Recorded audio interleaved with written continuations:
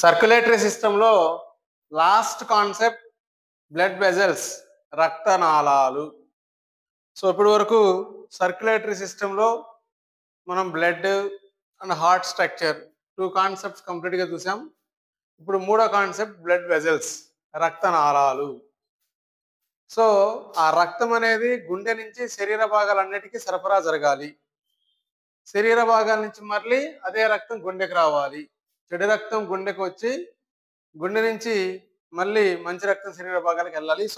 ఈ శరీర భాగాల నుంచి గుండెకి రావాలన్నా, గుండె నుంచి శరీర భాగాలకు వెళ్ళాలన్నా ఆ మొత్తం ప్రసరణ చేసేవే రక్తనాళాలు.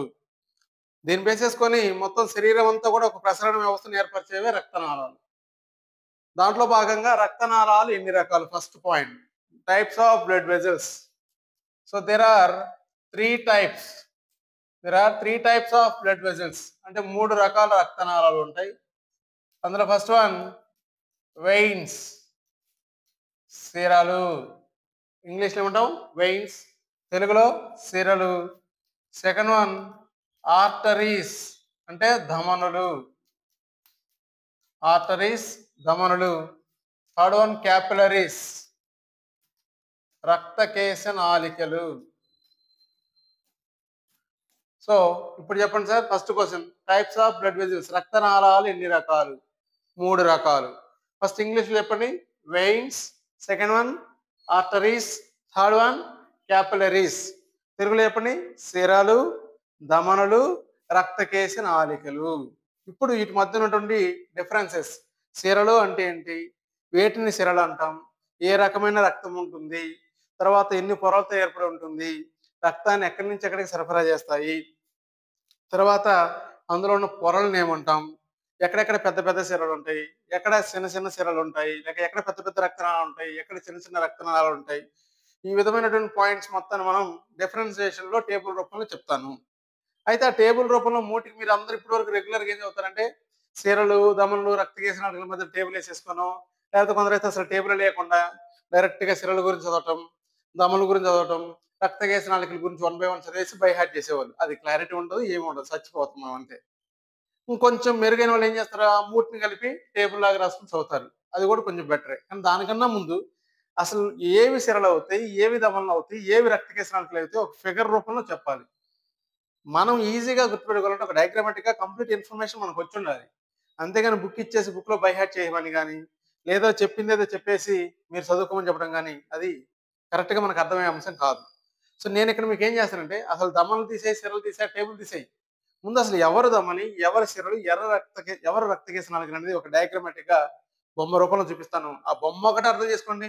ఆ టేబుల్లో వాడు ఏమి ఇచ్చినా, ఎలా ఇచ్చినా సరే 10 సంవత్సరాల తర్వాత అడిగినా కూడా ఆన్సర్ చేయగలిగే విధంగా అంత సబ్జెక్ట్ రూపంలో చదవాలి.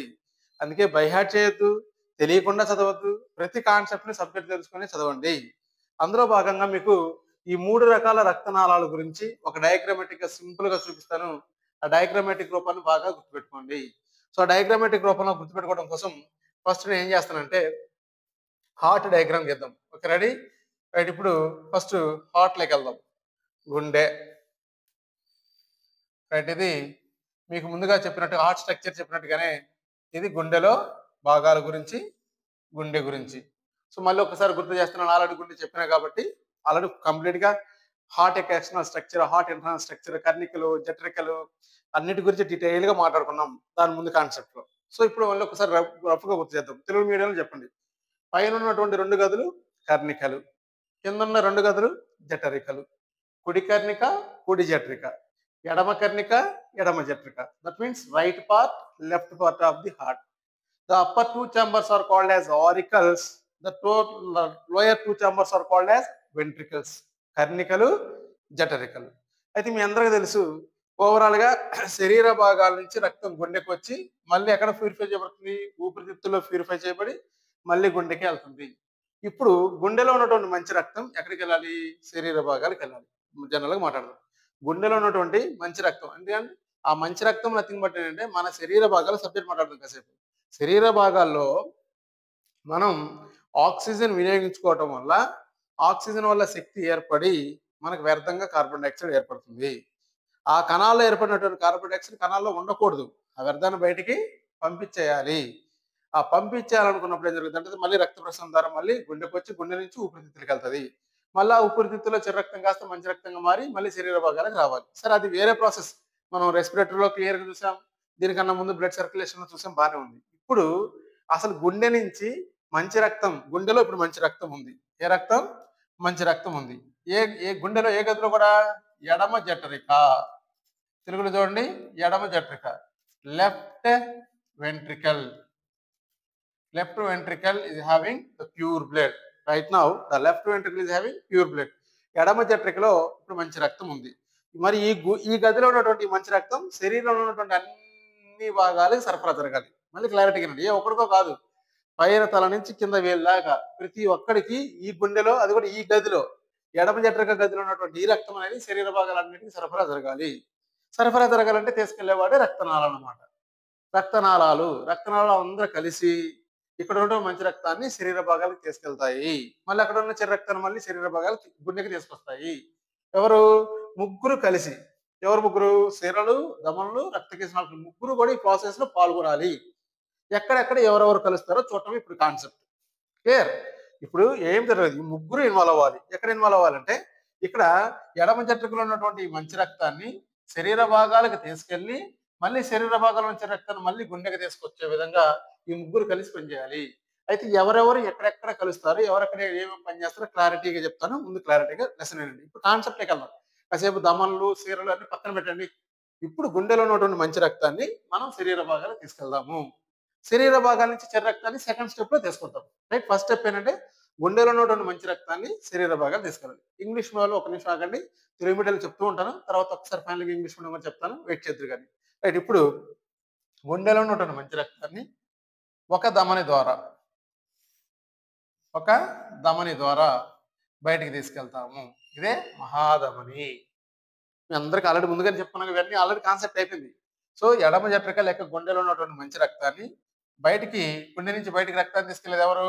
మహాధమని. ఇప్పుడు పలకండి, మహాధమని లేక బృహద్ధమని, లేక దీన్ని ఇంగ్లీష్ లో అయోర్టా అంటారు. ఏమంటాం? అయోర్టా. తెలుగులో మహాధమని లేక బృహద్ధమని, లేక ఇంగ్లీష్ లో అయోర్టా. ఓకే? అయితే ఇప్పుడు నా క్వశ్చన్ ఏంటి? గుండెలో ఉన్నటువంటి ఎడమ జఠరిక నుంచి మంచి రక్తాన్ని తీసుకెళ్తుంది ఎవరు? మహాధమని. ఫస్ట్ క్వశ్చన్, మహాధమనులు ఎన్ని? ఒక్కటే. మనకి పెద్ద డౌట్ రావాలి, ఏంది స్వామి ఒక్కడే? గుండె నుంచి ఒక్కడే బయటికి పోయాడు, మరి గుండెలో ఉన్నటువంటి అన్ని భాగాలకి ఒక్కడే ఎలా సరఫరా చేస్తున్నాడు అంటే ఒక్కడే. మరి ఆ ఒక్కడంటే ఏంటి? ఏదో జస్ట్ ఒక పెద్ద పైప్ వేసినట్టు, ఆ పైప్ మనం నీళ్లు కట్టినట్టుగా, ఏదో తోటలకు నీళ్లు కడతాం కదా, అలా పైప్ వదిలేస్తే మొత్తం తోట అంతా పారినట్టుగా ఏం పారదు. ఈ ఒక్కడే మరి శరీర భాగాలన్నిటికీ సరఫరా చేయాలి. అప్పుడు ఏం జరుగుతుంది? ఏమైందో చూద్దాం ఒకసారి. ఏమైందంటే ఇప్పుడు కాన్సెప్ట్ చూడండి సార్. ఇప్పుడు ఈ మహాధమని కాస్త ఫస్ట్ మహాధమనిగా బయటకు వెళ్ళాడు కదా, ఈ మహాధమని ఏమవుతుందంటే ఫస్ట్ మహాధమనిగా బయటకు వెళ్ళిన తర్వాత వెరీ ఇంపార్టెంట్ కాన్సెప్ట్ ఏంటండి, ఈ మహాధమనియే 5 పెద్ద ధమనులుగా చీలిపోతుంది. The aorta is branched into 5 major arteries. 5 major arteries, 5 పెద్ద ధమనులుగా, మేజర్ ఆర్టరీస్ 5 పెద్ద ధమనులుగా చీలిపోతుంది. ఆ 5 పెద్ద ధమనులు ఏంటి అనేది నేను తర్వాత చెప్తాను. అంటే నెక్స్ట్ కాన్సెప్ట్ ఎలాగో వస్తుంది, ధమనుల గురించి వచ్చినప్పుడు ఆటోమేటిక్గా అక్కడ మాట్లాడతాను. సో ముందు మహాధమనిగా బయటికి వెళ్ళింది, మహాధమని నుంచి పెద్ద ధమనులుగా చీలిపోతుంది. సో ఎవరి నుంచి ఎవరు వస్తుందో చూడండి, ఒక మహాధమని ఏమైంది? పెద్ద ధమనులుగా మారింది. ఈ పెద్ద ధమనులు కాస్త, అయితే పెద్ద ధమనులు ఎన్ని? 5. పెద్ద ధమనులు కాస్త ఏమవుతాయంటే చిన్న చిన్న ధమనులుగా మారాలి. పెద్ద ధమనులు, చిన్న ధమనులు, కలర్ చూద్దాం, మంచి కలర్. రైట్? పెద్ద ధమనులు కాస్త చిన్న ధమనులుగా మారిపోవాలి. అది ఎలానో చూద్దాం. ఈ విధంగా చిన్న ధమనులుగా, పెద్ద ధమనులు కాస్త చిన్న ధమనులుగా మారిపోతాయి. రైట్? ఈ విధంగా అనేక శాఖలుగా అనేక నెంబర్ ఆఫ్ బ్రాంచ్లు ఇక్కడగా ఏర్పడుతుంటాయి. వీటిని చిన్న ధమనులు అంటారు. అయితే ఈ చిన్న ధమనుల్ని మనం సైంటిఫిక్ గా ఆర్టీరియోల్స్ ఏమంటాం? ఆర్టీరియోల్స్ అంటారు. చిన్న ధమనుల్ని ఆర్టీరియోల్స్ అంటారు. ఈ చిన్న ధమనుల్ని ఆర్టీరియోల్స్ అంటారనే పదం మీ మెటీరియల్లో లేదు, ఖచ్చితంగా ఎంటర్ చేయండి.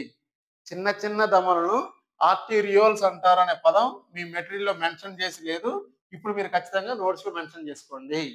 ఇప్పుడు నా కాన్సెప్ట్ చెప్పండి. ఇప్పుడు గుండె నుంచి శరీర భాగాలకి బయటికి రక్తాన్ని తీసుకెళ్లేది ఎవరు? మహాధమని, లేక బృహద్ధమని, లేక అయోర్ట. ఎంతమంది? ఒక్కటే. అది నా క్వశ్చన్ అడిగేది. నెక్స్ట్, ఒక మహాధమని ఏ విధంగా విడిపోతుంది? 5 పెద్ద ధమనులుగా విడిపోతుంది. మహాధమని నుంచి పెద్ద ధమనులు వచ్చాయి. పెద్ద దమ్ములకు పేరేమిలో ప్రత్యేకంగా పెద్ద దమ్ములు అంటారు. ఎన్ని అనేది క్వశ్చన్ ఇక్కడ. 5 అంటే ఒక మహాధమని ఎన్ని పెద్ద దమ్ములుగా చీలిపోతుంది? 5 పెద్ద దమ్ములుగా చీలిపోతుంది. ఆ క్వశ్చన్ అడిగే అవకాశం ఉంది. తర్వాత మరలా ప్రతి పెద్ద దమని అనేక చిన్న చిన్న దమనులుగా చీలిపోతాయి. అనేక చిన్న చిన్న దమనులుగా చీలిపోతాయి. అయితే చిన్న చిన్న దమనుల యొక్క సంఖ్య ఏంటంటే అనేకం. వాటికి నెంబరింగ్ అనేది చెప్పలేము. కానీ చిన్న చిన్న దమనులను ఏమంటారు? ఆర్టీరియోల్స్. ఈ విధంగా క్వశ్చన్ అడిగే అవకాశం ఉంది. పెద్ద ధమని ఏమంటాం? మహాధమని. మహాధమని నుంచి ఎన్ని పెద్ద ధమనులు వస్తాయి? 5 పెద్ద ధమనులు వస్తాయి. పెద్ద పెద్ద ధమనులు ఏమవుతాయి? చిన్న చిన్న ధమనులుగా విడిపోతాయి. చిన్న ధమనులను ఏమంటారు? ఆర్టీరియోల్స్ అంటారు. ఇది నిన్ను ఎగ్జామ్ పాయింట్ ఆఫ్ అడగబోయేది. మళ్ళీ క్వశ్చన్, మహాధమనుల లేక అయోర్ట సంఖ్య ఎంత? 1. మేజర్ ఆర్టరీస్ ఎన్ని? 5. చిన్న చిన్న ధమనులు, the smaller arteries are called as arterioles. చిన్న చిన్న ధమనులు ఏమంటాం? ఆర్టీరియోల్స్ అంటారు. ఇది నేను అడగబోయేది.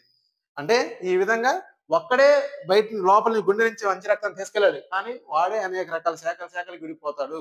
ఇంకా క్లారిటీగా చెప్పాలంటే ఇక్కడే సబ్జెక్ట్ చెప్తానండి. ఈ 5 పెద్ద దమ్ములు ఉన్నాయి కదా, ఈ 5 పెద్ద దమ్ములే శరీరం మొత్తాన్ని కవర్ చేస్తాయి అనమాట. అంటే గుండె నుంచి మహాధమని బయటికి రాగానే, ఇక్కడ సబ్జెక్టే చెప్తున్నాను, ఇంత డెప్త్ ఖచ్చితంగా అడుగుతాడంటే అడిగే అవకాశం ఉంది. సబ్జెక్ట్ కాసేపు విని పక్కన పెట్టండి. ఇక్కడ ఎగ్జామ్ పాయింట్ ఆఫ్ ఏ విధంగా అడుగుతున్నా చెప్తున్నా కదా, కాసేపు అక్కడ ఆగండి, సబ్జెక్ట్ ఎక్కడండి. ఈ ఒక్కడే ఏ విధంగా వెళ్తున్నాడంటే 5 పెద్ద దమ్ముల్లో ఒకటి కరోనరీ ఆర్టరీ. వీటి గురించి మనం డీటెయిల్ గా ఆర్టరీ చెప్పేటప్పుడు, ఆర్టరీస్ దమ్ముల్లో చాప్టర్ టేబుల్ చెప్పేటప్పుడు అక్కడ 5 పేర్లు ఎక్కడికి వెళ్తాయి ఏం చేస్తే అక్కడ మాట్లాడదాం. కానీ రఫ్గా ఇక్కడ చెప్తాను చూడండి.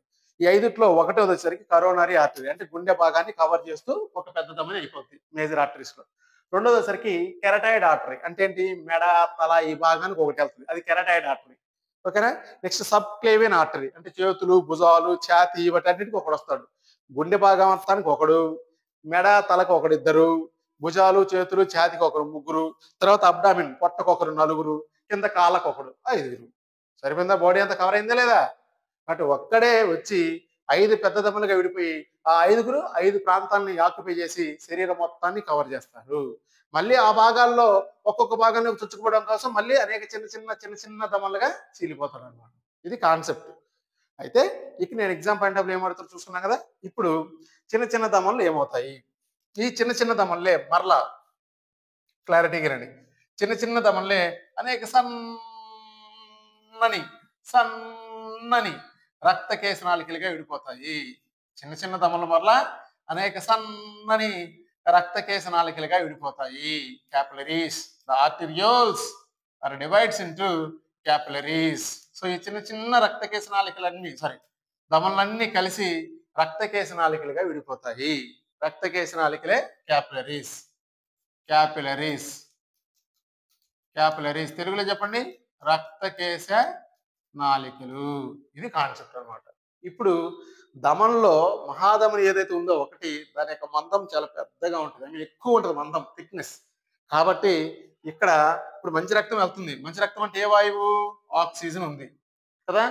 మరి మహాధమని పెద్దది కాబట్టి, మందంగా ఉంది కాబట్టి, అక్కడ దాని గోడలు మందంగా కాబట్టి పక్కనున్న భాగాలు ఆక్సిజన్ పీల్చుకునేటువంటి అవకాశం ఉందా? లేదు. ఎందుకంటే మహాధమని యొక్క గోడ మందం కాబట్టి ఆక్సిజన్ పీల్చుకునేటువంటి అవకాశం ఇవ్వదు. దాని తర్వాత దమనుల మందం కూడా అట్లనే ఉంటుంది. ఈ చిన్న చిన్న దమనులు కూడా అట్లనే ఉంటాయి. అంటే ఈ దమనులు ఏ దమని అయినా సరే వాటి యొక్క గోడ మందంగా ఉంటుంది కాబట్టి దాని లోపల ఉన్నటువంటి ఆక్సిజన్ ని పీల్చుకోవడానికి అవకాశం లేకుండా చేస్తుంది. మరి ఇది వెళ్ళేది ఎందుకోసం? ఆక్సిజన్ ఇవ్వడానికే కదా. అంటే ఆక్సిజన్ ఇవ్వడానికే. కానీ దమనులు ఎప్పుడు ఆక్సిజన్ కణాలకు అందిస్తాయి అంటే కణం దగ్గరికి వెళ్ళినప్పుడు మాత్రమే ఆక్సిజన్ అందిస్తాయి. మరి దమనులు కణాల దగ్గరికి వెళ్ళినప్పుడు ఆక్సిజన్ అందించాలి అంటే వాటి మందం తగ్గాలి కదా. కాబట్టి వాళ్ళే కావాలని, అంటే దమనులే ఎక్కడైతే కణం దగ్గరికి వెళ్తాయో ఆ కణం దగ్గరికి వెళ్ళేసరికి దమనులే రక్త కేశనాళికలుగా మారిపోతాయి. అంటే రక్త కేశనాళికలు అంటే ఎవడో కాదు, దమనులే. అంటే దమనుల యొక్క చివరి భాగం గుర్తుపెట్టుకోండి. అంటే ఇక్కడ నేను క్వశ్చన్ ఎలా అడగబోతాడు? దమనులు దేనితో అంతమవుతాయి? రక్త కేశనాళికలతో. అది క్వశ్చన్ ఇంపార్టెంట్ అనమాట. ఎక్కడ విడిపోతాయి? ఎక్కడైతే కణం వస్తుందో, ఎక్కడైతే మనకు వాయువుల మార్పిడి, ఆహార పదార్థాల మార్పిడి అవసరం అవుతుందో అక్కడ మాత్రమే దమని వెళ్ళి రక్త కేశనాళికగా మారిపోతుంది. ఎక్కడ పడితే అక్కడ ధమని రక్తకేశ నాళికగా మారదు. ఎక్కడైతే అవసరం ఉందో, ఎక్కడైతే కణం ఉందో ఆ కణము దగ్గరే వాయువుల మార్పిడి జరగాలి, ఆ కణము దగ్గరే ఆహార పదార్థాల మార్పిడి జరగాలి. కనుక ధమని కణం దగ్గరికి వెళ్ళిన తర్వాత మాత్రమే అది రక్తకేశ నాళికగా మారిపోద్ది. కాబట్టి రక్తకేశ నాళికలు చాలా సన్నగా ఉంటాయి. ఓకేనా, వెరీ థిన్, వెరీ థిన్ అంటే చాలా పలచగా ఉంటాయి. ఆ పలచని గోడలు కలిగి ఉండటం వల్ల ఏం జరుగుతుందో ప్రాసెస్ చూపిద్దాం. ఇప్పుడు ఈ మహాధమం నుంచి ఆక్సిజన్ సహిత రక్తం, ఆక్సినేటెడ్ బ్లడ్ మహాధమం నుంచి మేజర్ ఆర్టరీస్, మేజర్ ఆర్టరీ నుంచి ఆర్టీరియోల్స్ వస్తుంది, ఆర్టీరియోల్స్ నుంచి క్యాపిలరీస్ వచ్చింది. ఇప్పుడు రక్తకేశ నాళికల్లో ఏ వాయువు ఉంది? ఆక్సిజన్ ఉంది. ఏ వాయువు ఉంది? ఆక్సిజన్ ఉంది. ఇప్పుడు రక్తకేశ నాళికలుగా ఈ ధమనులు ఎక్కడ విడిపోయినాయి? కణము దగ్గర మాత్రం విడిపోయినాయి. ఫర్ ఎగ్జాంపుల్ ఇది శరీర భాగము లేక ఒక కణం అనుకుందాం, సెల్. ఇక్కడ ఈ ధమని కాస్త రక్తకేశ నాళికలుగా విడిపోయింది, కణము దగ్గర విడిపోతుంది, అంతే కదా. ఇప్పుడు ఆల్రెడీ కణములో చర్య జరగటం వల్ల, కణము లోపల ఆల్రెడీ జీవక్రియలు జరగటం వల్ల కణము లోపల వ్యర్థంగా ఏర్పడ్డ వాయువు ఎవరు? కార్బన్ డైఆక్సైడ్ ఉంది. ఇప్పుడు ధమనులు వస్తూ వస్తూ ఏ వాయువుని తీసుకొచ్చారు? ఆక్సిజన్ తీసుకొచ్చారు. ఇప్పుడు ఏం జరుగుతుందంటే ఈ రక్తకేశ నాళికల యొక్క గోడ, కణము యొక్క గోడ రెండు ఒకదానికొకటి అంటుకుంటాయి అనమాట. అదేమి రక్తకేశ నాళికల కణంలోకి చొచ్చుకుపోయి అక్కడ ఆక్సిజన్ వదిలేసి మళ్ళీ అక్కడి నుంచి కార్బన్ డైఆక్సైడ్ పీల్చుకొని రావడం ఏం జరగదు. రక్తకేశ నాళిక గోడలు, రక్తకేశ నాళికల్లో రక్తం ఉంటుంది అంతే, దాని లోపలికి ఏం చొచ్చుకుపోదు. రక్తకేశ నాళిక గోడలు కణం యొక్క గోడలు ఒకదానికొకటి అంటుకుంటాయి, ఒకదానికొకటి జస్ట్ టచ్ అవుతాయి. టచ్ అవడం వల్ల ఇక్కడ ఏం జరుగుతుంది అంటే వ్యాపనం జరుగుతుంది, డిఫ్యూజన్ జరుగుతుంది. వ్యాపనం అంటే తెలుసుగా, అధిక గాఢత నుంచి అల్ప గాఢతకు ప్రయాణించడాన్ని మనం వ్యాపనం అంటాము. అంటే ఇక్కడ ఏం జరుగుద్ది? రక్తకేశ నాళికల్లో ఉండేటువంటి, ఏనండి, రక్తకేశ నాళికల్లో ఉన్నటువంటి ఆక్సిజన్ ఏమో కణాల్లోకి, కణాల్లో ఉన్నటువంటి కార్బన్ డైఆక్సైడ్ ఏమో రక్తకేశ నాళికల్లోకి ఈ విధంగా మార్పిడి జరుగుద్ది. దీన్నే మనం వ్యాపనం అంటాము. ఆల్రెడీ దీని గురించి మనం ఎక్కడ మాట్లాడుతున్నాం? శ్వాసక్రియ వ్యవస్థలో అంతర శ్వాసక్రియ గురించి మాట్లాడుతున్నప్పుడు మాట్లాడాను. అంతర శ్వాసక్రియ అంటే కూడా అదే కదా, the exchange of gases between the blood and cells is called internal respiration అని కూడా చెప్పాను ఆల్రెడీ. అంతర శ్వాసక్రియ గురించి మనం శ్వాసక్రియ వ్యవస్థలో కూడా మాట్లాడుకున్నాం, ఇదే కాన్సెప్ట్ అనమాట. సో ఇప్పుడు నీ టార్గెట్ ఏంటి? గుండె యొక్క టార్గెట్ ఏంటి? గుండెలో ఉన్నటువంటి మంచి రక్తాన్ని కణాలకు చేర్చాలి. చర్చిందా లేదా? ఎవరి ద్వారా చర్చింది? మహాధమని ద్వారా, పెద్ద దమల ద్వారా, చిన్న చిన్న దమల ద్వారా, అక్కడి నుంచి రక్తకేశ నాళికల ద్వారా చివరికి ఎవరికి ఇచ్చింది? కణాలకు అయిపోయింది. అంతటితో గుండె పని అయిపోయింది. గుండె పని ఒకటే నువ్వు అప్పచెప్పావు, ఏమని? ఊపిరితిత్తులు ఉన్న మంచి రక్తాన్ని తీసుకొని పోయి కణాలకు అప్పచెప్పరా అన్నావు. చెప్పావా లేదా? చేశాడు. సో ఈ విధంగా ఇది ఫస్ట్ ప్రాసెస్ అయిపోయింది. ఇంతటితో ఒక స్టెప్ ఆపేయి. ఇప్పుడు సెకండ్ స్టెప్ తీసుకెళ్ళు. అంటే ఏంటి ఆ సెకండ్ స్టెప్? మరి కణాలకు మళ్ళీ ఆక్సిజన్ ఇచ్చిన తర్వాత కణంలో ఉన్నటువంటి కార్బన్ డైఆక్సైడ్ ఎవరు తీసుకున్నాడు? రక్తకేశ నాళికలు తీసుకున్నాయి. మరి రక్తకేశ నాళికల్లో ఆ కార్బన్ డైఆక్సైడ్ అక్కడ ఉండిపోకూడదుగా. ఆ కార్బన్ డైఆక్సైడ్ ఏమైపోవాలి? మనకి బయటికి వెళ్ళిపోవాలి. ఆ బయటికి వెళ్ళిపోవాలనుకున్నప్పుడు మళ్ళీ చూడండి, ఇప్పుడు అదే కార్బన్ డైఆక్సైడ్ మళ్ళీ గుండెకి వచ్చి, గుండె నుంచి ఊపిరితిత్తులకు వచ్చి శుభ్రపడాలి. అప్పుడు ఏం జరుగుతుందో చూద్దాం. ఇప్పుడు సెకండ్ స్టెప్ స్టార్ట్ చేద్దాం. అంటే ఏంటి? ఇప్పుడు చూడండి సార్, సెకండ్ స్టెప్ వచ్చేసరికి ఇప్పుడు రక్తకేశ నాళికలో ఏ రక్తం ఉంది? చెడు రక్తం ఉంది. ఇప్పుడు దాకా మంచి రక్తం గురించి మాట్లాడకుండా ఆపేయండి. ఇప్పుడు నుంచి చెడు రక్తం. Why? Because it is having carbon dioxide gases. So it is also called as deoxygenated blood, carbon dioxide blood. సో అందుకని ఇది ఆమ్లజని రహిత రక్తంగా ఉంది, చెడు రక్తంగా ఉంది. ఇప్పుడు రక్తకేశ నాళికల్లో చెడు రక్తం ఉంది. ఇప్పుడు ఈ చెడు రక్తం అనేది ఏం జరుగుతుందంటే, ఇప్పుడు చూడండి, ఇప్పుడు నెక్స్ట్ ప్రాసెస్. ఇప్పుడు మహాధమని పెద్ద దమలుగా, పెద్ద దమని కాస్త చిన్న దమలుగా, చిన్న దమలు కాస్త రక్తకేశ నాళికలకి విడిపోయినాయి కదా. ఇప్పుడు ఇక్కడ ఉన్నటువంటి చిన్న రక్తకేశ నాళికలన్నీ కలిసి చిన్న చిన్న సిరలను ఏర్పరుస్తాయి. మళ్ళీ ఏనండి, ఇక్కడ రక్తకేశ నాళికలన్నీ కలిసి చిన్న చిన్న సిరలను ఏర్పరుస్తాయి, చిన్న చిన్న సిరలు. సో ఈ చిన్న చిన్న సిరల్నే వెన్యూల్స్ అంటారు. చిన్న చిన్న సిరల్ని ఏమంటాం? వెన్యూల్స్. సో చిన్న చిన్న దమల్ని ఏమన్నాం? ఆర్టీరియోల్స్. చిన్న చిన్న సిరల్ని ఏమనాలి? వెన్యూల్స్. ఈ పదం కూడా లేదు, రాసుకోండి. మీ మెటీరియల్లో, నేర్చిన మెటీరియల్లో వెన్యూల్స్ అన్న పదం లేదు, అక్కడ ఖచ్చితంగా యాడ్ చేయండి. సో చిన్న దమలు ఆర్టీరియోల్స్, చిన్న సిరలు వెన్యూల్స్. సో చిన్న చిన్న సిరలు ఏర్పడతాయి. ఈ చిన్న చిన్న సిరలు కలిసి మళ్ళీ పెద్ద పెద్ద సిరలను ఏర్పరుస్తాయి. చిన్న చిన్న సిరలు వచ్చి మళ్ళీ పెద్ద పెద్ద సిరలను ఏర్పరుస్తాయి. వాటి నెంబరింగ్ అనేది ఎంత అనేది లేదు, జస్ట్ పెద్ద సిరలు ఏర్పడతాయి. ఈ పెద్ద సిరలు మనం వెయిన్స్ అంటాం. ఎందుకంటే ఇప్పుడే చెప్పుకున్నాగా, సిరలు అంటే ఏంటి? ఇంగ్లీష్ లో వెయిన్సే కదా.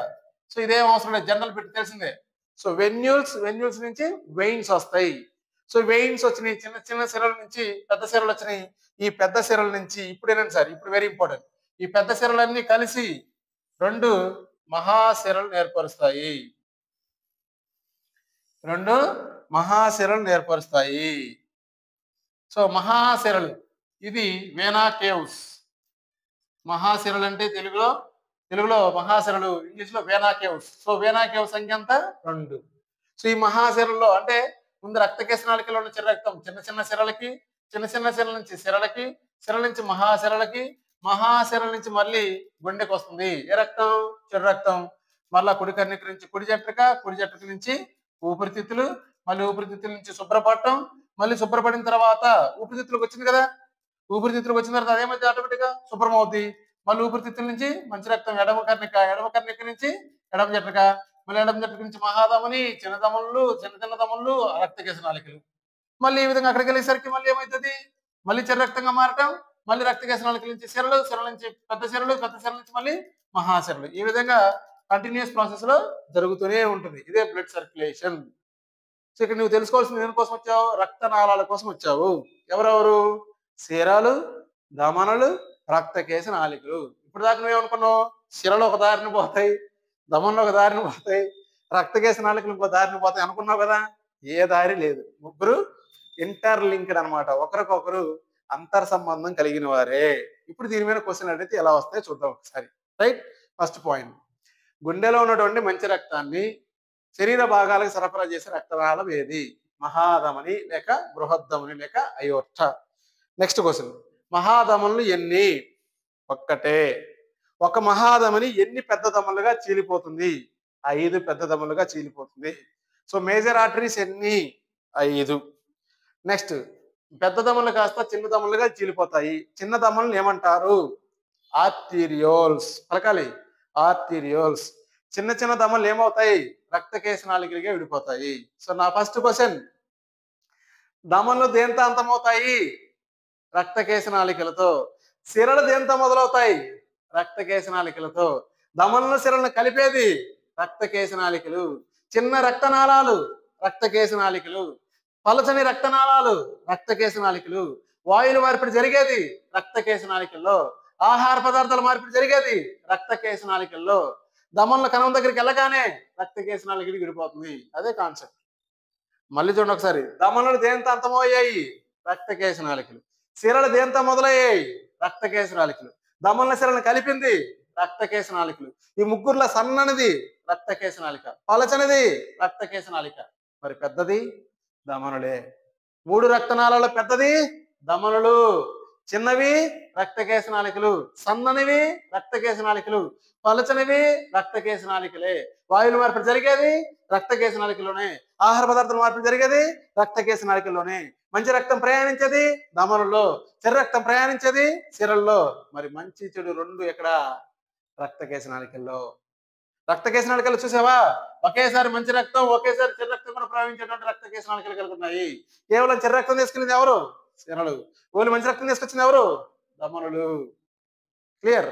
నెక్స్ట్, చిన్న చిన్న రక్తనాళాలు చిన్న చిన్న సిరలు ఏమంటాం? వెన్యూల్స్. పెద్ద సిరలు వెయిన్స్. మహాసిరలు vena cavae. Superior vena cava, inferior vena cava. ఊర్ధ్వ మహాశిర, నిమ్న మహాశిర. వీటి గురించి ఆల్రెడీ మనం మాట్లాడుకున్నాం. ఎక్కడ? గుండె యొక్క అంతర్మానం చెప్పేటప్పుడు ఎన్ని ఆల్రెడీ వచ్చినాయి. అయితే ఇక్కడ ఓన్లీ దమనులకి సిరలకి మధ్య ఉన్నటువంటి డిఫరెన్స్ తెలియజేయండి.